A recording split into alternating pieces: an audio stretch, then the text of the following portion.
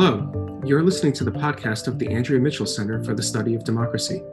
I'm your host, Rafael Khachaturian. With us today is PAULINA OCHOA ESPEJO. Dr. Ochoa Espejo is an assistant professor of political science at Haverford College. This year, she is also a fellow with the Mitchell Center through the American Council of Learned Societies, Frederick Burkhardt Residential Fellowship for recently tenured scholars. Dr. Ochoa Espejo is the author of The Time of Popular Sovereignty, Process and the Democratic State, the co-editor of the Oxford Handbook of Populism, and most recently, the author of On Borders, Territories, Legitimacy, and the Rights of Place. Published in 2020 by Oxford University Press, On Borders is a study of the social ontology of borders and their role in demarcating, dividing, and organizing social relations. But more than that, it's an argument for fundamentally rethinking borders, not in terms of just what they separate, but in terms of what they connect. All of this potentially allows us to rethink how we conceptualize democratic politics beyond the limits of the nation-state model, which is a predominant concern of Dr. Ochoa Espejo's research. Paulina, I want to thank you for joining us today. Welcome to the podcast. Thank you so much for having me. This is very exciting. Great. Why don't we just get into our conversation? Before we delve a little bit more into the substance of the book, I wanted to open up by seeing if you wanted to reflect a little bit on what broad questions or recent events first prompted you to write this book. What were some of the motivations behind turning to this topic in the first place? Well, the events that prompted me are not recent. They have been with us for a while. It has to do with the violence at borders associated with immigration, with inequality in across countries and within countries, and the question of climate change and how that influences the relation between countries and within countries as well. And they're all connected to borders. And those are the concerns that I had in mind when I got going. The three topics that I just mentioned come together symbolically and literally at the wall, at the border wall. And I wanted to examine the fantasy that we can keep territory and a way of life and self-determination and political independence within a closed territory and keep others out of that formation. And I wanted to examine this idea that ecological crises happen, but they don't happen to us if we keep the borders closed. Mm-hmm. So those are the main concerns. But what prompted me to write the book was not just looking at those concerns, but I wanted to talk to those who don't like walls, who hated the wall at the US-Mexico border, but don't know how to think about the problems that are around it. Because even if we dislike borders, there's still the question of democracy is for us, right? We still exclude people.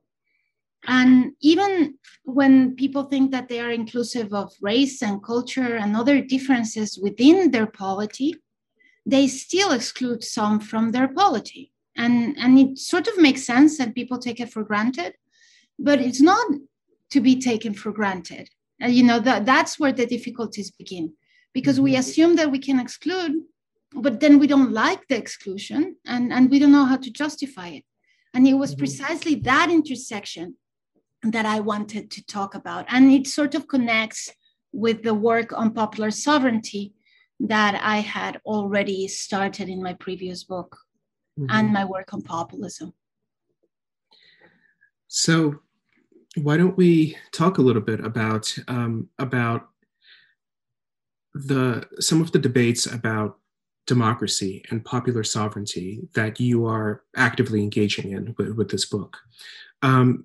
You spend the first couple of chapters developing a compelling critique of a certain tendency in the history of Western political thought that you refer to as the desert island model, which I thought was a really neat way to capture what was going on in these ways of thinking.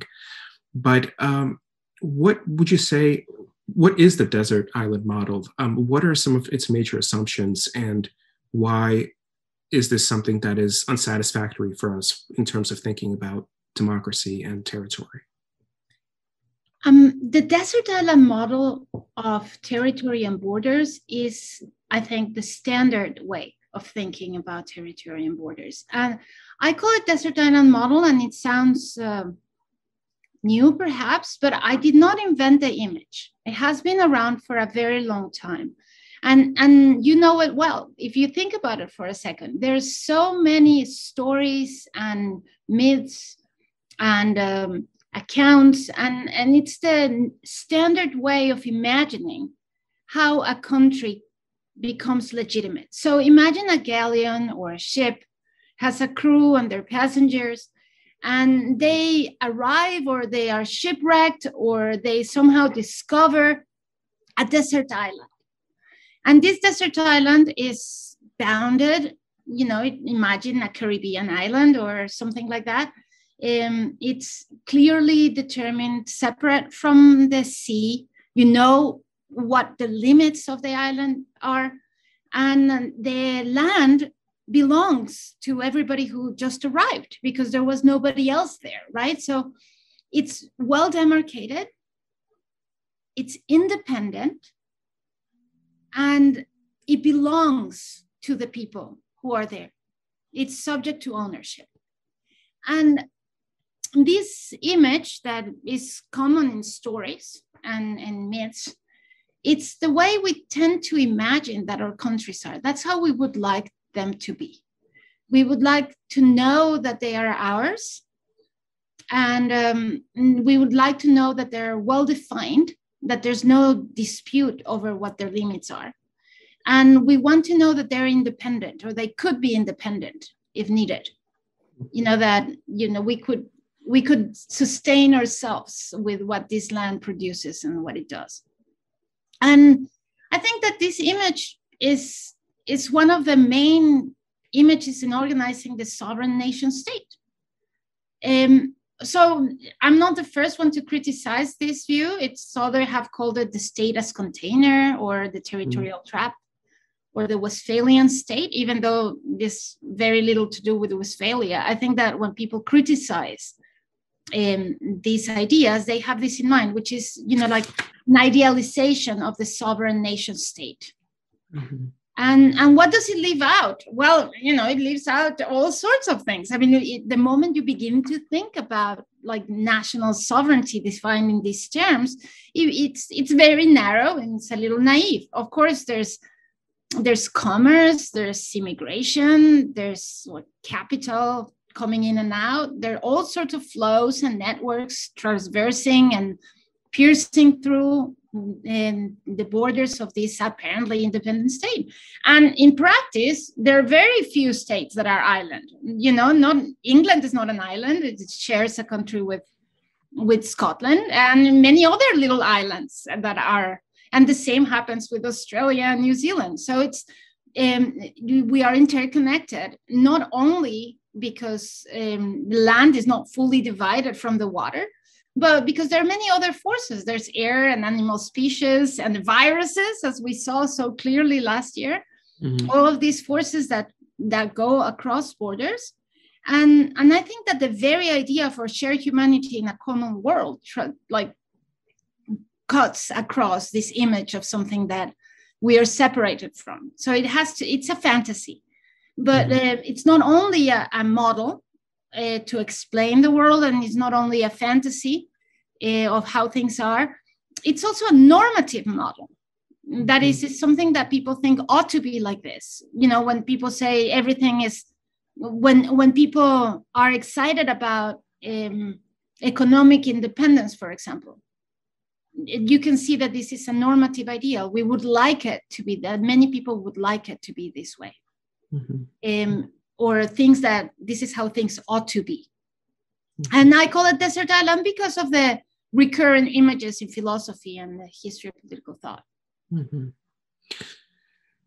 This idea of the state as a container and the normative implications of this view that we've seen kind of emerging in the history of late modernity, I think goes also hand in hand with a particular understanding of identity and belonging in a certain location.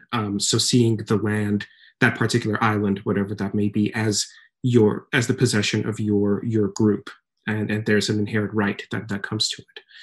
And you note in your book that much of the contemporary discussion of borders essentially gets this wrong, because borders do not represent identity groups, as so many political philosophers might assume that they do, or kind of take that as a starting point.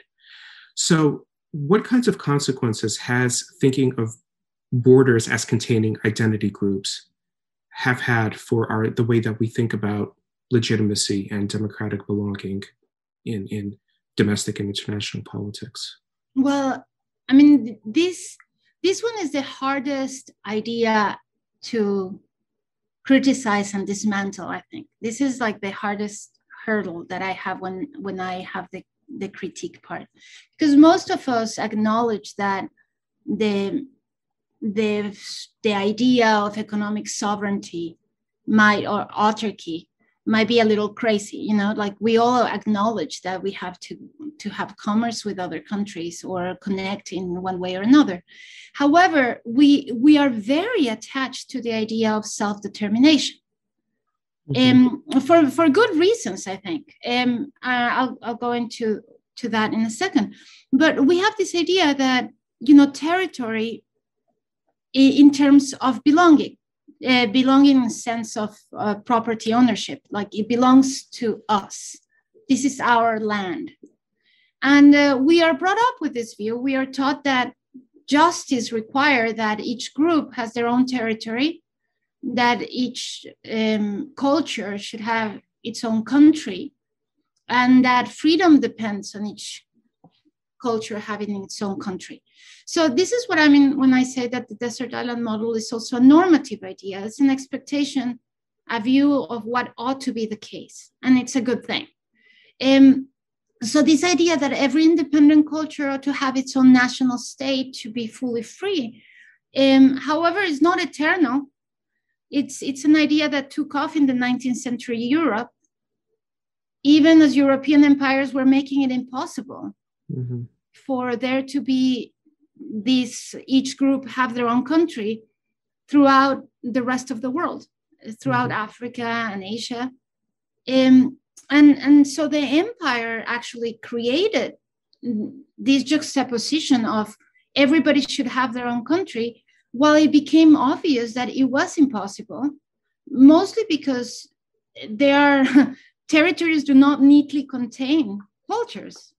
Like in the history of mankind, cultures have always been interspersed.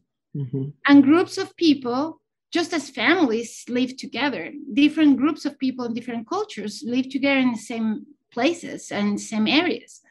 So when the decolonial ideal became that every group of people would have their own territory, this has created endless waves of violence and ethnic genocide, like throughout the world. And the possibility of achieving collective freedom in terms of national determination became both an ideal and a curse. While freedom from colonial domination is still an ideal to cherish, it does not follow that we ought to have countries defined as the desert island model in order to have freedom, right? So that is pretty much where I wanted to go. It seems like unless we attain this, we will never be free. But in doing so, there's so much bloodshed. Can we do it otherwise? And what I try to show in those chapters is that it's not only difficult to attain it, it is in fact impossible. And if we keep on trying to attain it, much violence is to be expected.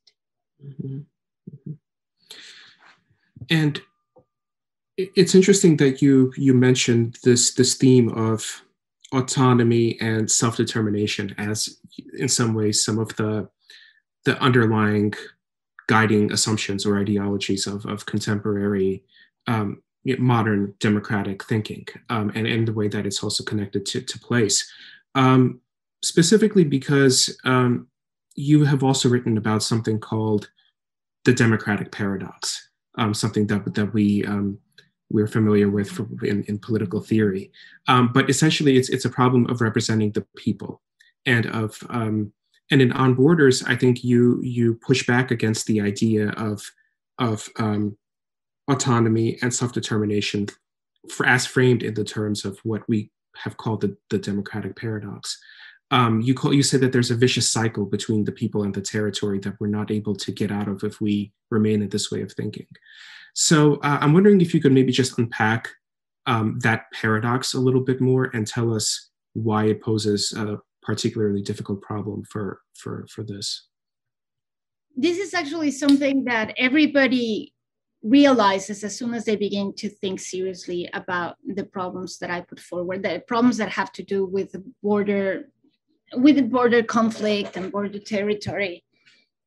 But I mean, it sounds very profound when you say the democratic paradox, but it's actually pretty simple. The problem is that people cannot define itself. Let me explain why. So I got into the business of borders because of the problems in the real world, but also because of this theory. I'm fascinated by this theoretical problem in democratic theory. So one of the cognates, or like the terms of calling the democratic paradox, is the boundary problem.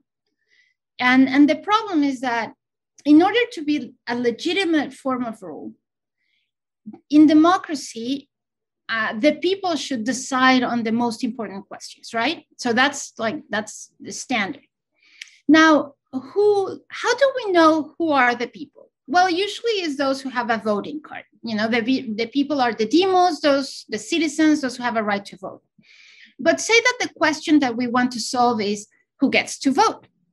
And this is not a crazy question. This is one of the main problems that we all have to decide when it comes to like enfranchisement of migrants or like voting age, you know, so it's an important question.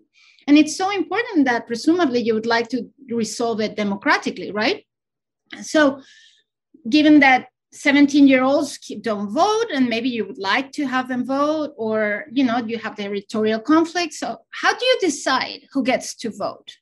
Mm-hmm. Well, in order to be democratic, the decision, you'd have to ask the people.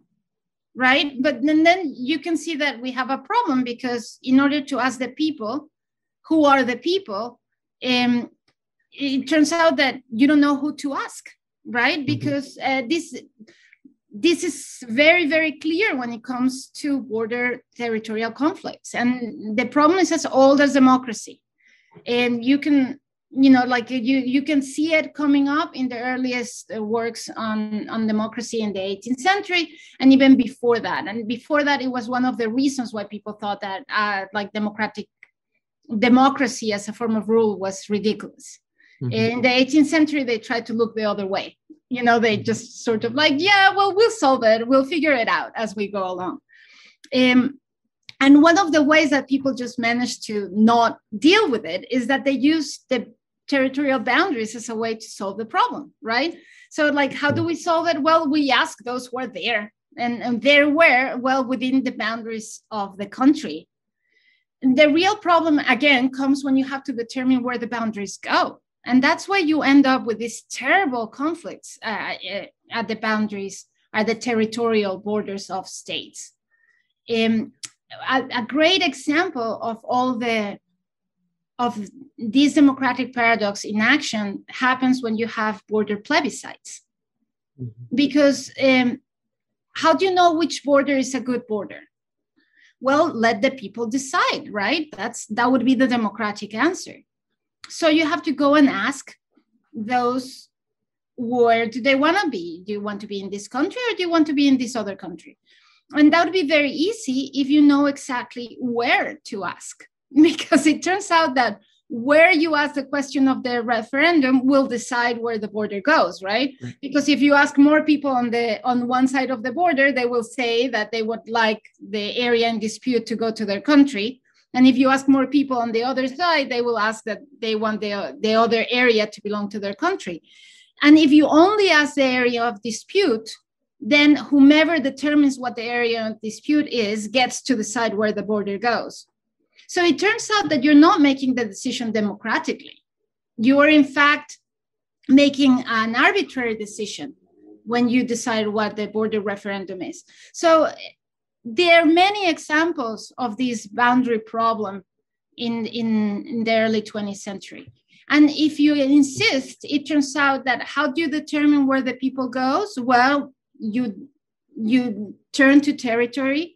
But if you want to know what territory is legitimate, then you turn to the people. And this is what I call the circular relation. Mm-hmm. It turns out that we are all stuck. If we want to really have democratic legitimacy, we are stuck in this circular relation between people and territory. And this happens every time that you want to legitimize a territory in terms of identity or self-determination. And the examples of the early 20th century of all the plebiscites that happened after the First World War are not the only examples. We keep on having them in the 90s in the Balkans, and we had them in the 21st century in South Sudan, for example. The plebiscites in Kashmir didn't solve anything. And this is a constant when it comes to border problems. It has to be somebody else who decides. Mm-hmm.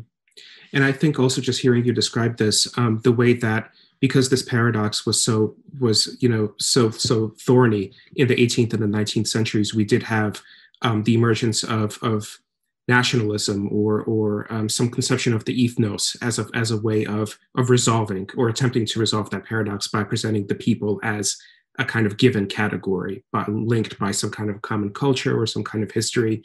And then, of course, that had its own set of consequences in the 20th century, as you described.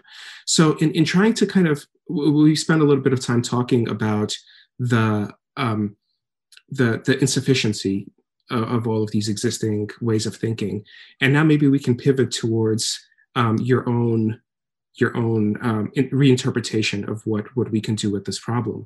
And so against this kind of identity-based understanding of borders or the understanding of the state as a container, you argue for the significance of place as and location as the space that can create collectivities. So what first drew you to this notion of place as a way of establishing mutual responsibilities and duties? Was there a particular moment when you hit upon this idea and you were like, aha, maybe this is something interesting going on here? Well, yeah, I mean, in the book, this is the main idea, that I want to think about countries not in terms of who you are, but in terms of where you are. Actually, what brought me to this idea was the very early protests associated with anti-deportation in the mid-2000s. People were being deported left and right, and somebody asked me, but why would they have a right to stay if they're foreigners and they're illegally in the country?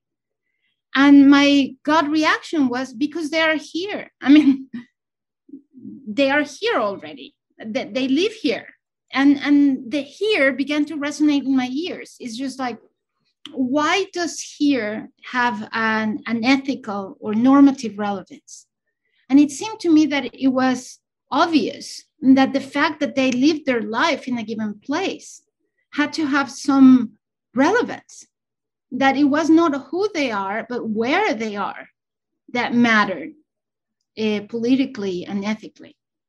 So that's how I began to search this idea, or how I wanted to explain why being somewhere mattered in politics and why being somewhere mattered in ethics. And so I began to think about place as the ground of rights. You know, like being somewhere gives you a right to be there. Mm-hmm. And I got a lot of pushback. You know, it's like, why would being somewhere give you a right to be there? Why if you're like a trespasser, why does a trespasser have a right to be in a private property? I got that a lot, you know, that why does being in a place give you rights? And I spent a lot of time thinking of why being in a place gives you rights. I think it became more obvious that being in a place gives you obligations. But you know that obligations and rights are related to one another. So I came to the idea of place-specific rights from the idea of place-specific obligations. And I realized that there's some obligations that you acquire not because of who you are, but because of where you are. So for example, there are obligations that you owe to other people because of who you are. Clearly, the best examples of these are the ones that have to do with your family. Like, you owe somebody to your parents because they are your parents and they have obligations towards you because you are their child. And we understand that fairly easily. It doesn't matter where you are, you're always my daughter. And regardless of whether you're in the other side of the world, I feel an obligation to make sure that you're safe if you're my daughter. But there are other obligations that are like that are connected to place. So for example, you walk into a hospital and you better not shout and make a lot of noise or bring new viruses. I think that the pandemic gave me the best examples of place-specific duties. I mean, what is socially distanced if it's not a place-specific duty? You have an obligation not to sneeze on somebody's face. And this person just happens to be close to you. It's not because of of course it's because of our common humanity, but a common humanity in a given space, right? So it's not like I owe it to you not to be too close. I owe it to you not to sit on your lap in certain circumstances, right? So these are place-specific obligations. And it turns out that a lot of the things that we do in common in cities, in life together, are of this sort. So for example, you owe it to me to drive on the right-hand side of the road when you are in the United States, but to drive in the left side of the road if you are in Britain or Australia. And these kind of coordination duties tend to be place-specific duties. And I noticed that these are hugely important. We take them for granted, but I think that when it comes to living together, they may be more important than some relations of identity. Because, I mean, I'm related to a lot of people because I'm Mexican, but I don't even live in Mexico. And there's like 80 million people that I'm never going to bump into for a long time. Whereas I do have a lot of obligations to the people that are in the same building with me. And so this is what I had in mind when I began to think about place-specific duties. And I thought that a lot of the problems that we have and that we think derive from identity, in fact, are connected to place. So, there's no way of solving the paradox of democracy through identity. But I thought, well, maybe we can solve some of these problems that we had become stuck in by thinking about place-specific duties and the obligations that we have to each other because we live together. And this is particularly important because when it comes to environmental conservation and climate change, most of the duties that I have in mind are place-specific duties. And they're connected to the environment, to where we are. It's a question that nowadays we cannot afford to ignore. Yeah, absolutely. Before we get to talking a little bit more about what these place-specific duties might entail in terms of the ecology, in terms of care for particular location, I do want to pose a question related to borders and just stay on this topic for a moment longer, because you do make an argument that that borders are still relevant as in some ways demarcators of precisely some of the spaces in which these kinds of duties and obligations can play out and make themselves felt. And in this way, you're careful not to fully accept the cosmopolitan idea, or you could say more radical abolitionist idea that has come up more in recent years about the arbitrariness and punitive character of border regimes as such, and then the reason why they need to be abolished. So you argue that borders still play an important role. And I'm wondering if you could talk a little bit about why borders still matter for the alternative framework that you're presenting here. Yes, that's great. Thank you. So I like this question because I'm ideologically aligned with a lot of people who think that the main answer to the violence of borders is to get rid of borders, right? If borders are doing all of these horrible things, the obvious answer is to just stop having border regimes. However, I think that the main problem has to do with this insistence that it's identity that organizes life together. And even the cosmopolitans tend to imagine the world in terms of who you are. So let me explain why this might be a problem. If we were to abolish borders, I mean, a lot of people think that's crazy, but I don't think that's crazy. I think that abolishing many bad institutions is a good idea. I think that, for example, saying that we should abolish ICE is perfectly rational, and there's nothing wrong with saying abolish ICE, the police, the immigration police. Why? Because there are alternative institutions to the police. And some of the roles that the police, and some of the objectives that the police are pursuing are morally rotten and unnecessary in order to have life in common. So you don't need to have every crime or even every misdemeanor punished with jail, or you don't have to have any misdemeanor punished by having people like taking you out of the street. There are many ways of dealing with all of those forms of conflict. There's conflict resolution, there are non-punitive regimes, there are many other ways of dealing with it. But the question of borders is a little bit more difficult because borders are not only policed, they also tell you what are the limits of institutions and the limit of participation in those institutions. So we could say, let's abolish borders. Does that mean that we will have the same? I mean, that doesn't mean that we will abolish society. So presumably would have some norms. So should we have the same norms all throughout the world? Or are there different places for different norms? So if we're going to have the same norms throughout the world, well, we could, but do we want that? I mean, do we have to have the same jurisdictional order throughout the world? Exactly the same institutions? I think that would require some more disciplinary orders than the police regimes have now. Like you would have a lot of force and violence in order to force the same institutions everywhere.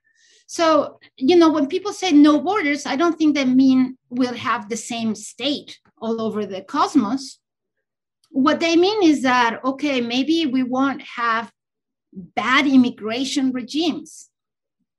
If they really thought, okay, we'll have different systems, technical systems of water distribution, perhaps, for example, different energy grids.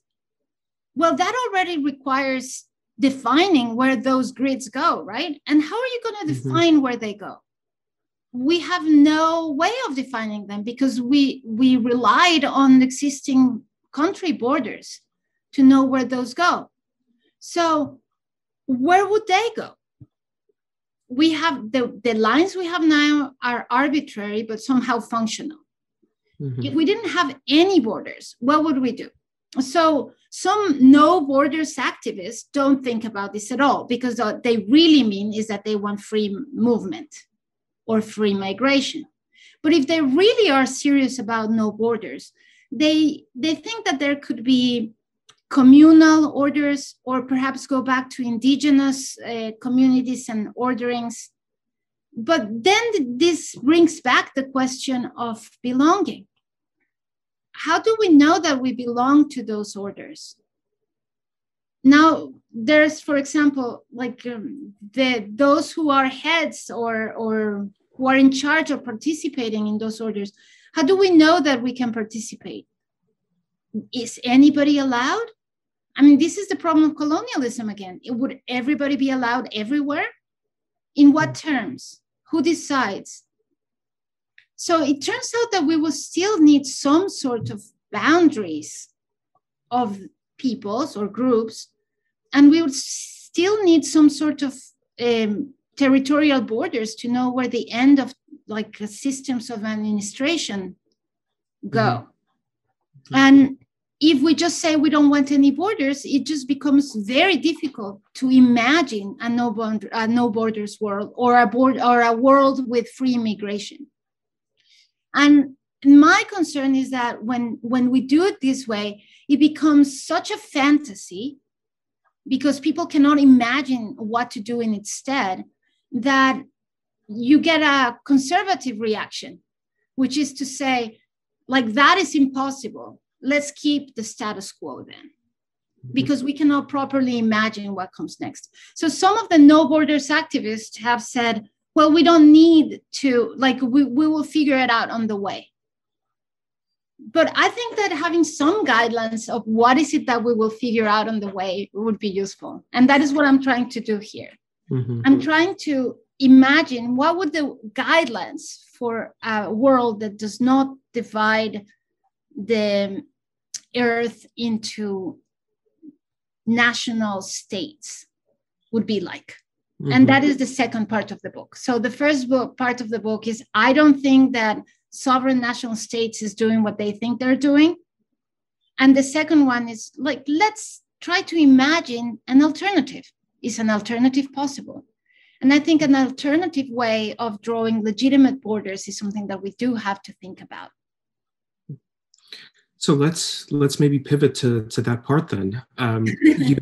You do make this case that borders are not merely spaces of exclusion or demarcation, although the punitive character of border regimes today might make us just identify them with those features. But to quote, you write that borders also serve a role of binding and protecting valuable relations between individuals and the natural networks in which they are embedded, unquote. So you're particularly interested in natural borders. And why do natural borders open up this possibility for us to rethink jurisdiction, governance, and political community in terms of this notion of place that you articulate? And what are some of the contemporary examples that you might have looked to as you were thinking through this problem? Well, as you can see, I'm interested in nature and I'm interested in borders, but natural borders sounds like a poisonous idea. I think natural borders are a poisonous idea because they're associated with identity. Like, because when you put natural borders in association with identity, they have created very, very bad combinations. That blood and soil, it's a problem. And I don't think that soil is a problem. I think that blood is the problem. It's funny because a lot of people criticize the blood and soil combination, but they're very happy with identity, which is the blood part.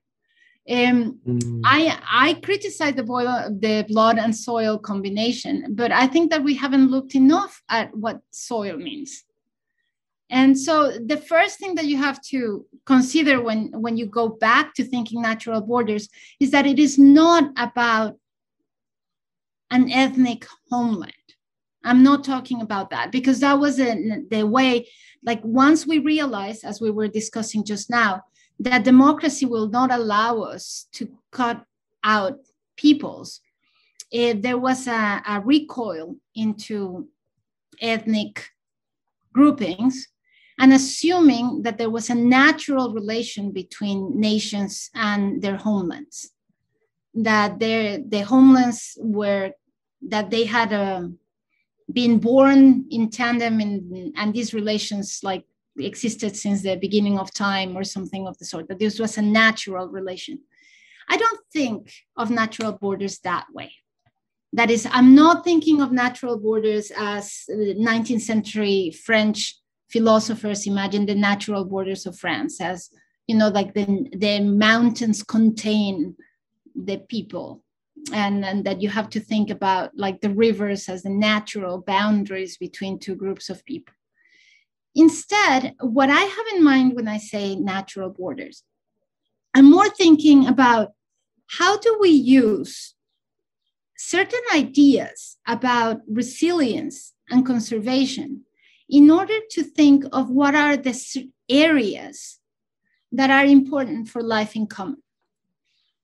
So what I have in mind when I think about natural borders is, well, if we cannot define the groups that we care about simply in terms of asking those who live there, is there some feature that is ethically or morally relevant that we can look to in order to determine what are the areas where the people that have to make decisions should matter? What are these areas that matter? And I think that one way of thinking of this is if we cannot define the group democratically, we need something we all agree on in order to make decisions. The problem is that it's very, very hard to agree with everybody, like on pretty much anything. Like there are very, very few things that all humans have in common. And I think that one of those things is their desire to live. That's why human rights have become so important. But human rights are very abstract and very hard to interpret. I think that one thing that we all have in common, particularly when it comes to how we relate to the physical spaces where we live, is that we all need water. And so one of the things that we all have in common is that we know that we all need to conserve water such that we can keep on living. And so I take this idea of water, mostly because, we could hoard it or we could try to hoard it. But even if we try to hoard water, water needs to reproduce itself. And in order for water to reproduce itself, we must cooperate with other people that we share water with. And so this is what I have in mind, that there are some traits that we need to consider in order to live together. So it's as I was saying before, it's a place-specific duty.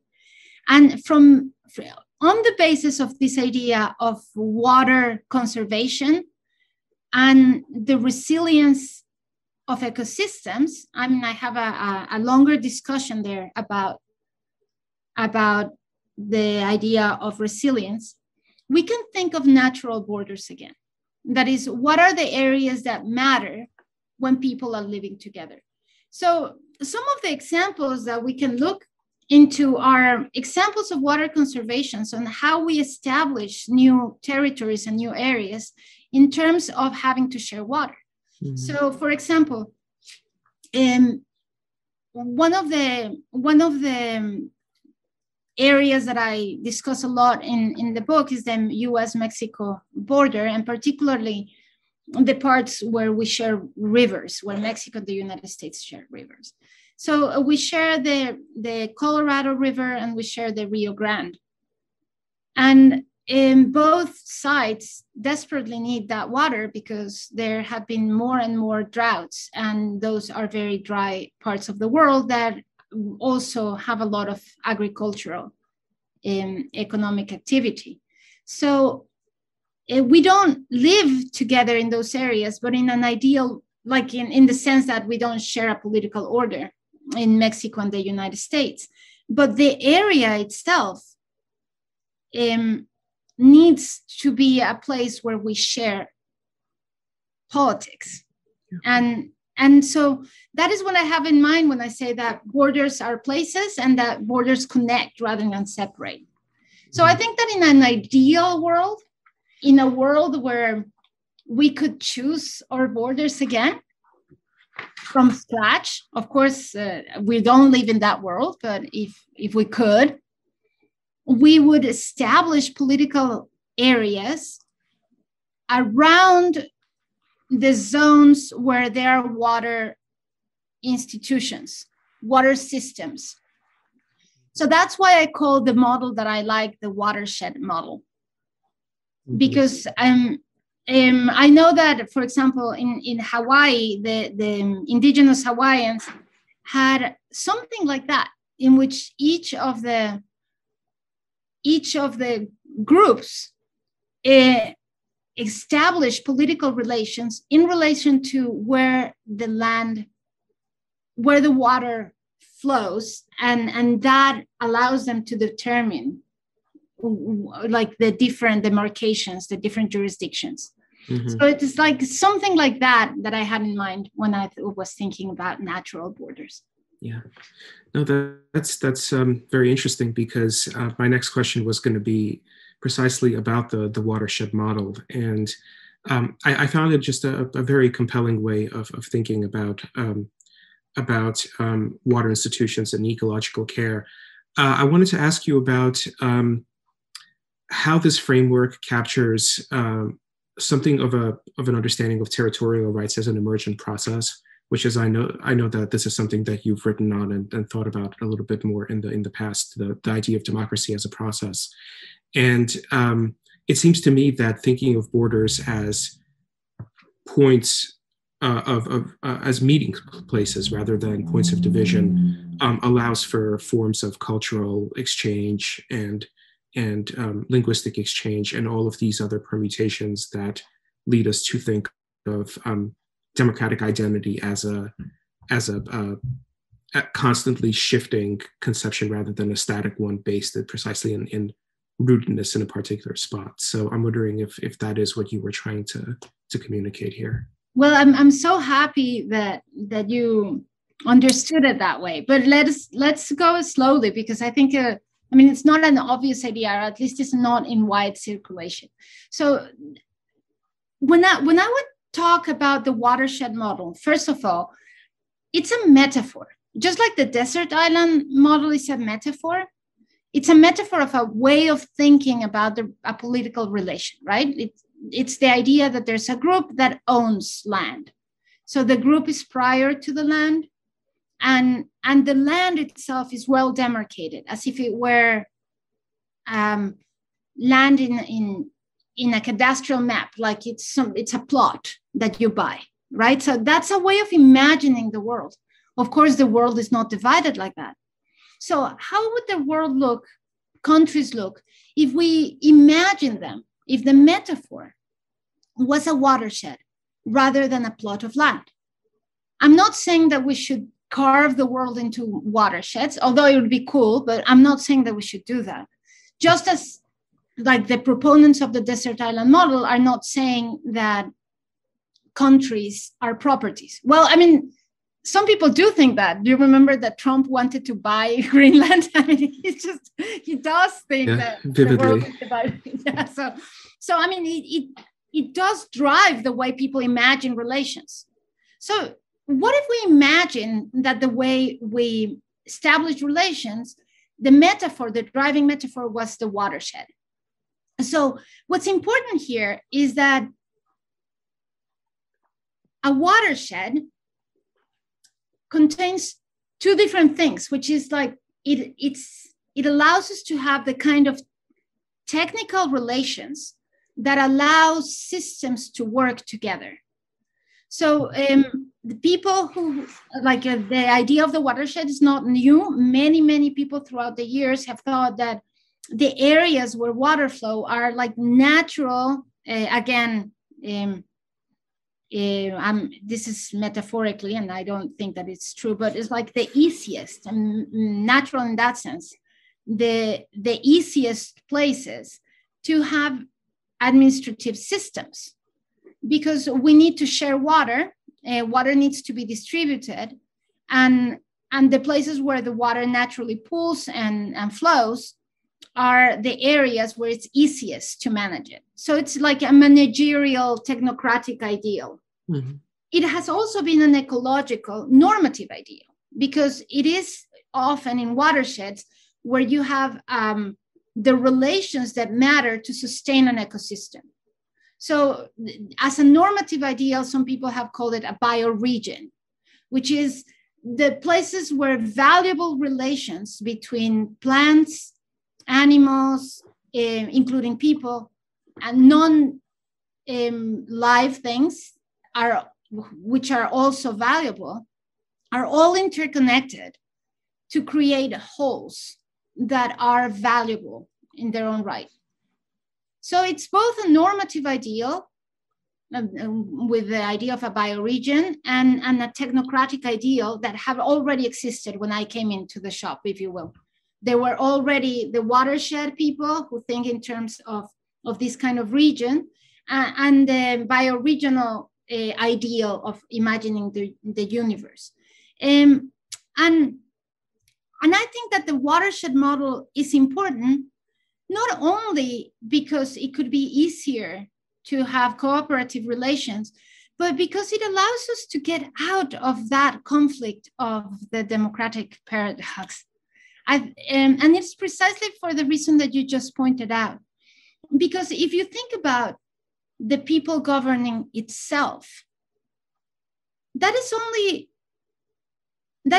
impossible to understand if you think of it in static terms. If you think of it as an electorate today, the electorate today cannot decide, but it can decide who will be the electorate tomorrow, if you will, right? You can ask the current people to determine what will happen. So in a way, like traditionally, democratic thinking has always resorted to time as a way to undo many of these difficulties. So in constitutional thought, many people thought, well, we the people now, but you can change the constitution and time goes by.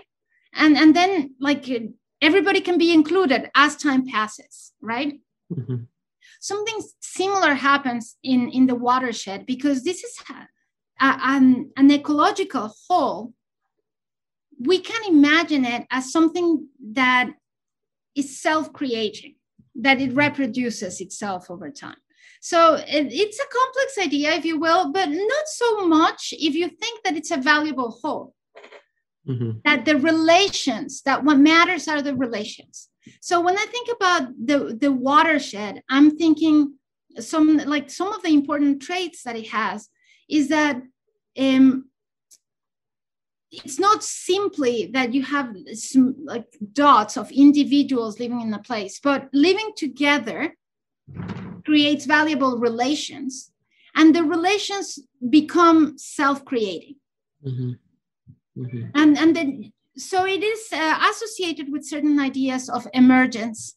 That is that you get new things happening when the whole works as an ecosystem, for example. Yeah. And so I think that these ideas are suggestive and are important, because then you begin to understand why the whole, including plants and animals and water, can be valued, can have some normative core. Mm-hmm. And this is what I had in mind. So you can't simply think of territory as something to be exploited for the sake of development of the people, but the territory counts too. Yeah. And you argue that the watershed model, one of the advantages that it has to existing approaches is it allows us to think of social relations and all kinds of relations in terms of overlapping boundaries and allowing a kind of more pluralistic approach to governance that is sensitive to local needs, local demands, more so than a top-down vision that is arguably contained in both statist and cosmopolitan approaches to rights and duties.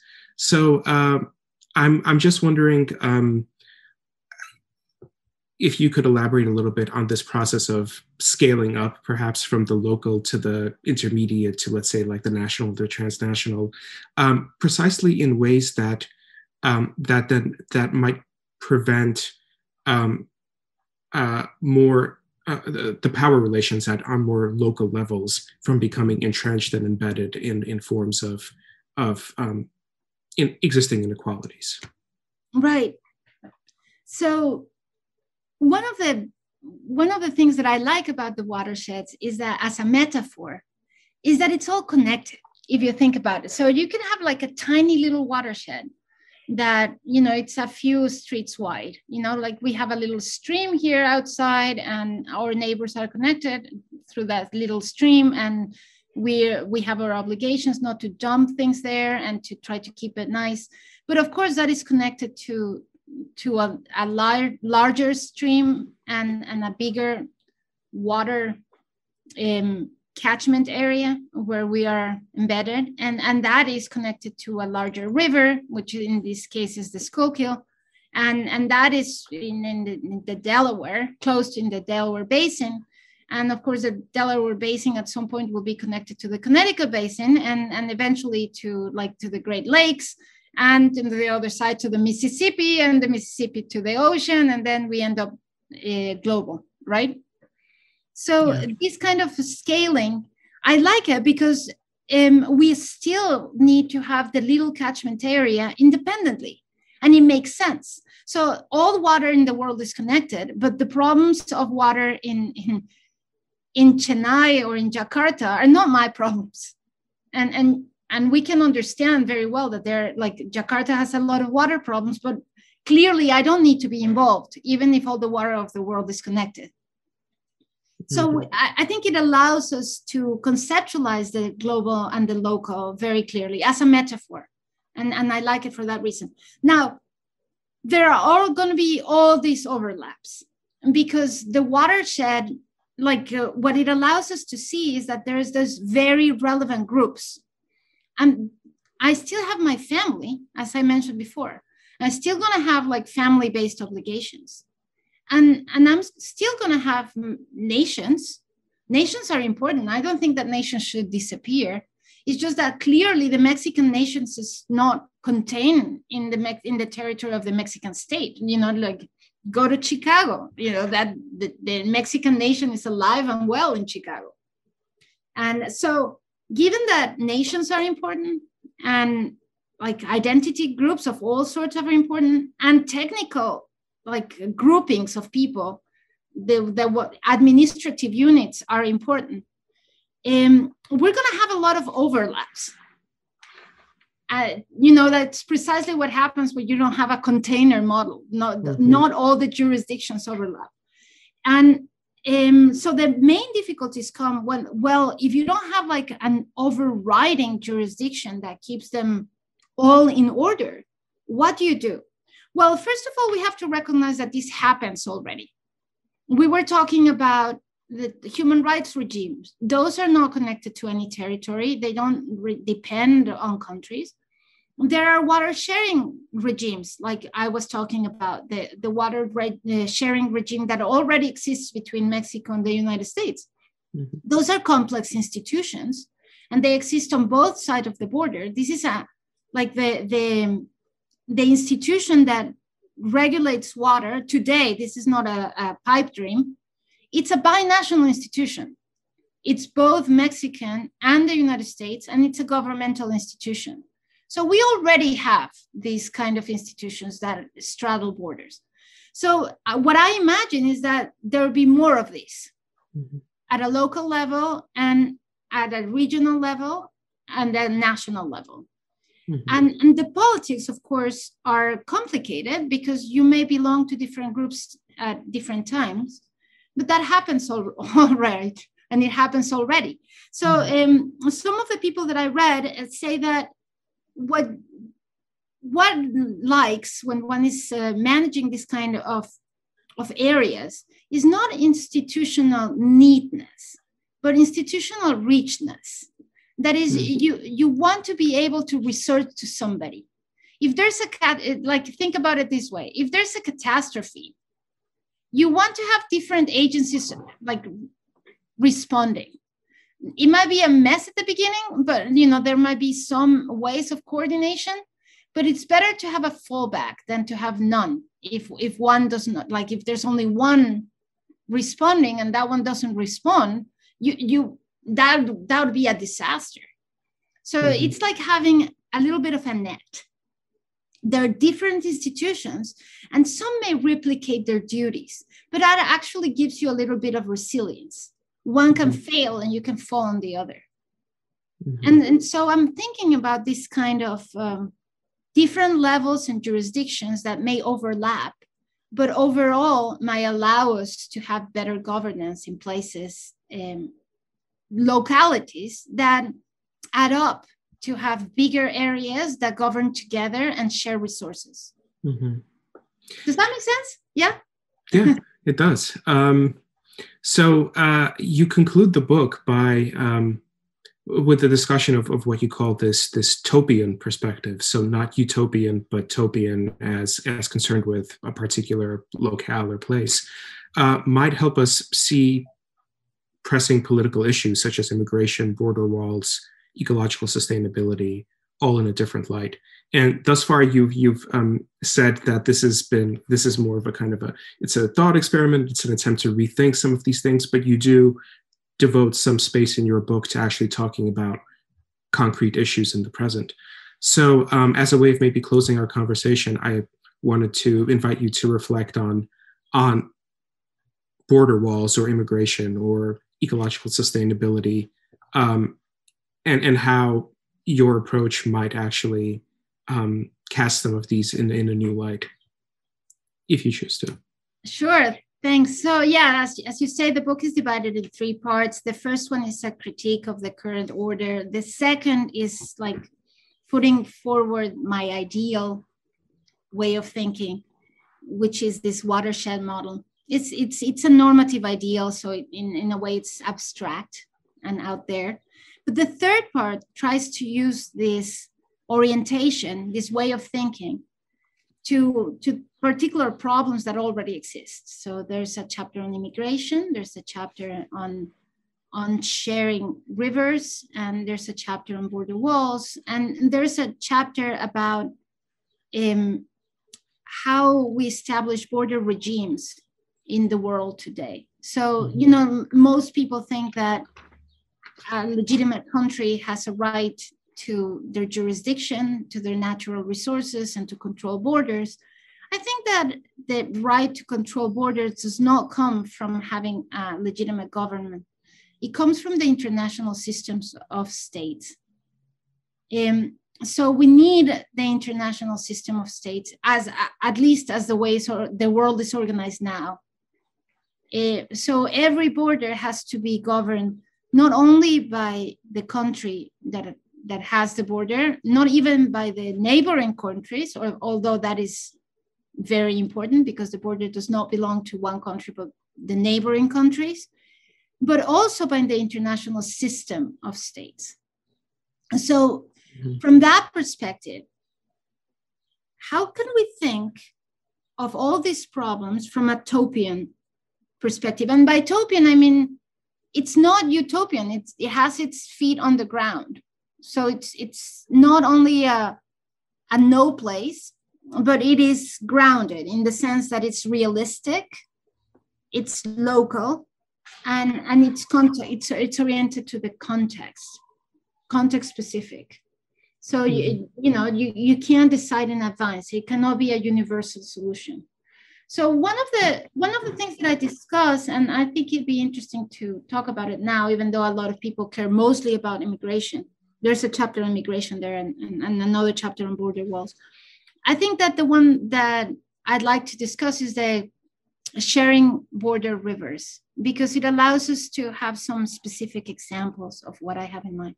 So as I mentioned, I talk a lot about the Mexico City water basin and the kind of obligations that emerge from sharing water with people that you live together, with whom you live together.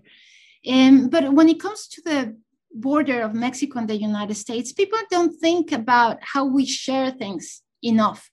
And I think the same would happen in every other country of the world. So people would say, like, we don't care about the border, but they really mean we don't want discrimination on the basis of ethnic difference, or we don't want discrimination in terms of immigration. But how about those things that we share? So again, when it comes to water, because they were thinking in terms of the desert island models, Mexico and the United States made these treaties. And they said, we will share, the Mexicans were very upset about all the pollution of the Colorado River that made it such that the river didn't even make it to the ocean. All we got was a sludge of pollution in the Gulf of Cortez. So in the 40s, there was a treaty that demanded that the United States deliver some water and restore some of the wetlands around Baja California, where the water of the Colorado River should arrive. And thinking as a sovereign national state, the United States said, okay, but in exchange of the water of the Colorado that we're going to give you, you have to give us some water in the Rio Grande. So this logic of, well, it's the water of Mexico and the water of the United States, as if the regions didn't matter. The Mexicans exchanged the water of the Colorado for the water on the west. On the east, the water of the west for the water of the east. And what that meant is that if the Mexicans were going to deliver water in terms of drought, that they were not considering that there were ecosystems and there were people and there were plants and developmental futures in one region, and they exchanged it for the presentist demands of another region. But those regions need to sustain themselves. They need the water, they need to reproduce the water, they're like the forests at the top that need to conserve it in a particular way for the water to arrive to the other side. And if you put it all in one bucket of national development, what you're going to have is an ecological disaster, which is indeed what we've got. The United States has done the same, exchanging the water of the Colorado and overusing it in the desert and having these incredible urban areas in Phoenix and in Vegas, such that makes it impossible for other regions to have water or to conserve. And the people at the border suffer it. They clearly know that these problems are shared, and they suffer them when they have climatic emergencies. So, for example, because of the kind of, this is not strictly connected to water, but it's a border problem as well. Because of the kind of energy grids that exist on one side of the border, and because of the economic cooperation in NAFTA, when there was a cold spell in Texas, there was no energy in Mexico, and we had blackouts all the way to the Yucatan. And these are like the very, very clear effects of border regimes, that are connected to how we think of the natural environment. So all of these things come together in those 3 chapters at the end. I explain how having a watershed sensibility towards thinking about the legitimacy of borders and where borders should go and how we should govern them can be illuminated when we have this ecological orientation, if you will. Again, I'm not suggesting that we have to redraw borders so that we have the water basin of the River Grande be a new country. But I do think that we can have a different sensibility in how we govern the border, such that these things are front and center. And that's the proposal. Paulina Ochoa Espejo, thank you again for joining us at the Andrea Mitchell Center podcast. Once again, Paulina's book On Borders, Territories, Legitimacy, and the Rights of Place is now available from Oxford University Press. Thanks again. It's been wonderful to have you here with us. Thank you so much, Rafael.